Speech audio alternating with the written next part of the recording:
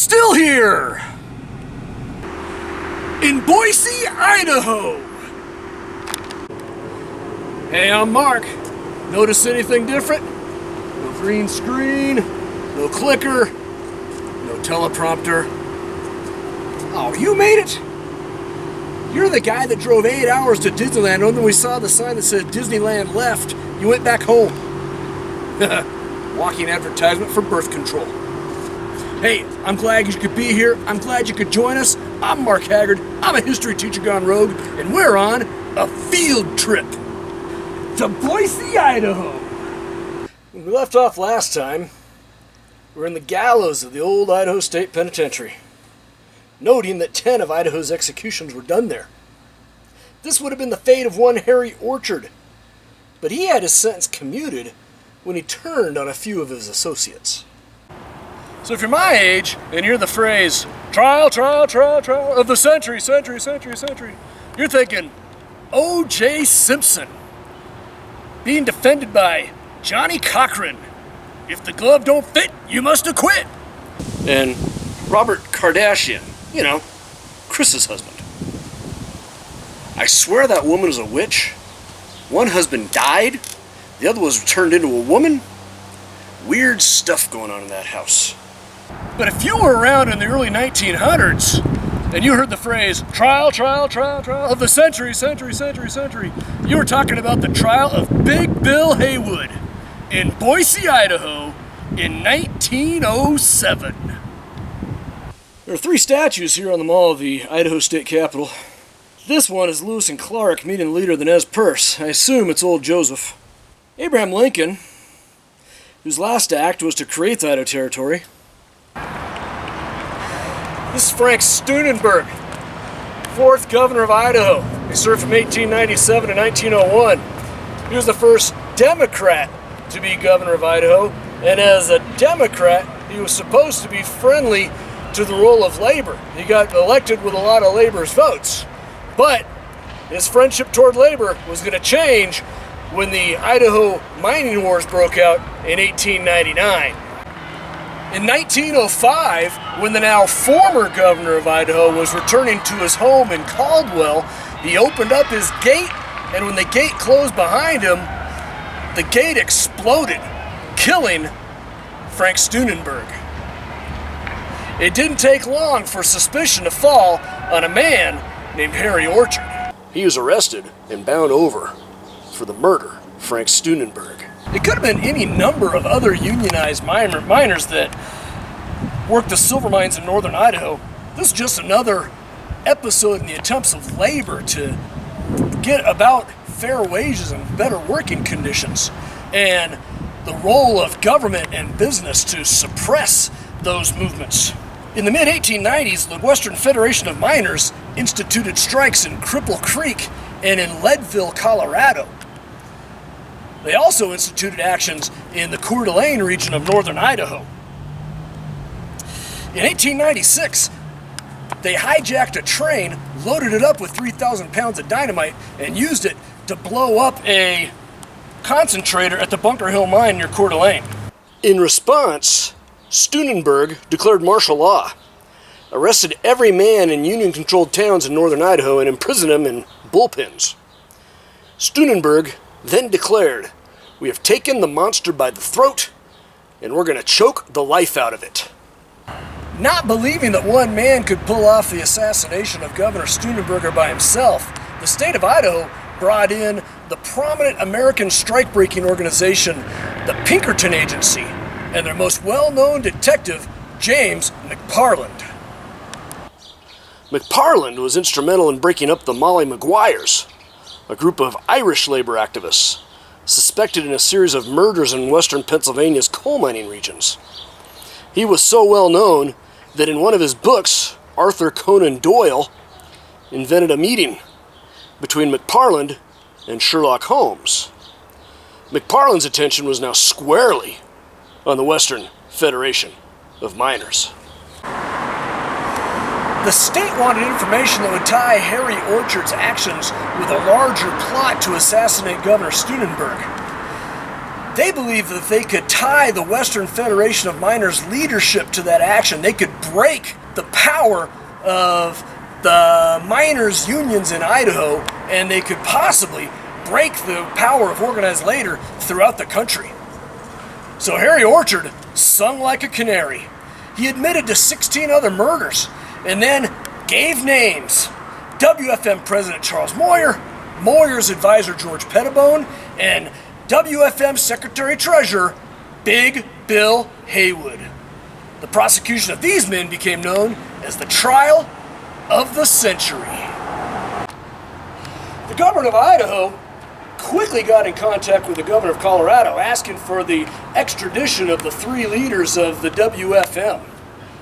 Moyer was picked up while boarding a train for South Dakota and heading into Canada. Big Bill Haywood was arrested while going with his sister-in-law. What's that? Well, I don't want to say sex. I'm trying to keep this a family channel.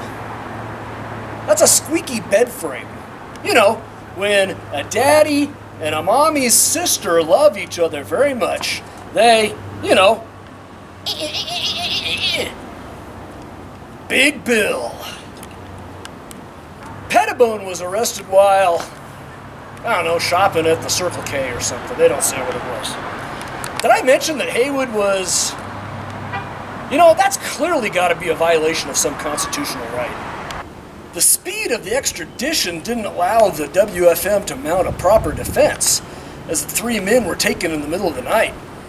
WFM lawyer Edmund Richardson filed a complaint with the federal court saying that the arrest of these men was nothing more than a kidnapping. The complaint reached the Supreme Court, which then ruled in favor of the state of Idaho. Now committed to the trial, the WFM went to Clarence Darrow to help with the defense. On the prosecution side, they were headed by William Bora, who headed the largest legal practice in Idaho, and was well known throughout the West for his preparation and his forceful oratory. This is the Idana Hotel on Main Street. Built in 1901, this was the largest building in Idaho at 6 stories. Also had Idaho's first working elevator. In 1903, this is where Harry Orchard first tried to assassinate Governor Steunenberg. That plot didn't work out so well. Ironically, this is where most of the press stayed during the course of the trial of the century. To say that the press reported on the trial in hyperbolic fashion is an understatement. One reporter announced that this was the greatest trial of modern time. Another stated that this was one of the great court cases in the annals of the American judiciary, and that the eyes of the civilized world were upon these proceedings.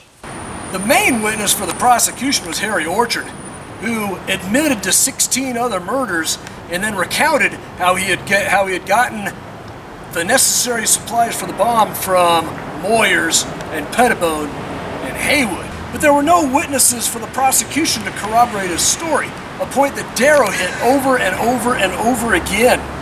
Darrow focused in on Orchard's personal beef with Frank Steunenberg. Harry Orchard had bought a 1/16th interest in a silver mine in the Coeur d'Alene region. And when Steunenberg arrested all the miners in the region in 1899, Orchard was forced to sell that interest. Orchard potentially lost millions of dollars. And Darrow said that that was the reason why Orchard would assassinate Steunenberg without the help of the WFM. With Bora and Darrow, with their oratory sticking it to the jurors, it was like a Big 12 football game. Without any defense, whoever had the football last was going to win. And the man that had the ball last was Clarence Darrow. Bora made an impassioned closing statement, but Darrow's closing statement was even more impassioned. He admitted that the WFM had used violence in its past, and that Big Bill Haywood may have actually committed some of that violence himself. But he concluded that in this specific case, any connection to Haywood cannot be made, and there wasn't enough evidence to convict him. The jury deliberated through the night and then gave its verdict the next morning at 6:40 a.m. Not guilty. Speculation swirled as to why. Some suggested that it was Haywood's demeanor on the stand and how he reacted to the accusations of Bora. Some suggested it was Darrow's closing arguments. Some suggested that it was the judge's ruling that they could not give a guilty verdict without corroborating evidence. Some looked at the jury itself, suggesting that it was fear of WFM reprisals that caused them to vote not guilty. Others suggested that the WFM may have even bought a couple of the jurors off. The acquittal of Big Bill Haywood actually hurt the cause of the WFM. Had Haywood been convicted and sent away for a long time, he would have been seen as a martyr. But instead, the acquittal of Haywood made workers in America believe that they could get a fair shake in the system. Membership in the WFM declined, and the union became much less radical over time, until it finally merged with the Steelworkers Union in 1950. Haywood's acquittal was followed by the acquittal of Pettibone and the dropping of charges against Moyer. Although the last two sank into obscurity, Haywood became the leader of the Industrial Workers of the World, also known as the Wobblies, after leaving the now more mainstream WFM. For his part, in organizing a strike during World War I, he was convicted and sentenced to 30 years for violating the Espionage and Sedition Act. While out on appeal, Haywood fled to the Soviet Union. He died in Moscow in 1928. Clarence Darrow became the most famous American lawyer in the early 20th century. In 1925, he defended a teacher in Tennessee fired for teaching evolution to his science class, what became known as the Scopes Monkey Trial. He also established the American Civil Liberties Union, which, even today, takes on unpopular causes in defense of the First Amendment. In November of 1907, Bora was elected to the United States Senate, and he became the most prominent Idaho politician of the early 20th century. He was a leader of the progressive wing of the Republican Party known as the Young Lions. He reluctantly voted for American entry into World War I, and then led the opposition to the Treaty of Versailles at the end of World War I. He would continue as a United States Senator from Idaho until the mid-1940s.